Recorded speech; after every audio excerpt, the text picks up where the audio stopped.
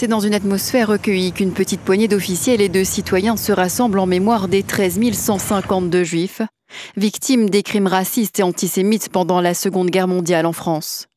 Un moment empreint d'émotion pour la communauté juive de La Réunion. Elle est toujours aussi émouvante, elle est très importante parce que le devoir de mémoire est important pour ne pas renouveler ce qui s'est passé avant.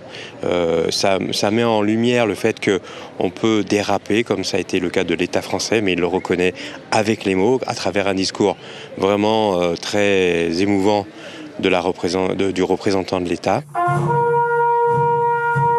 Si cette journée nationale a été instituée sous Mitterrand en 1993, ce sera 2 ans plus tard que Jacques Chirac, alors président de la République, reconnaîtra la responsabilité de l'État français dans la rafle du Veldiv.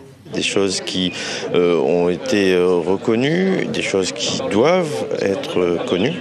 Et des choses qui doivent se dire. Ce bel hommage en présence de ces gens nombreux, en présence de cette jeunesse, en présence de la communauté juive est important pour regarder le passé avec vérité. Ce message est français, ce message est national, ce message doit être porté partout où les Français se trouvent. On est sur un antisémitisme qui ne doit pas être toléré dans aucune de ses formes.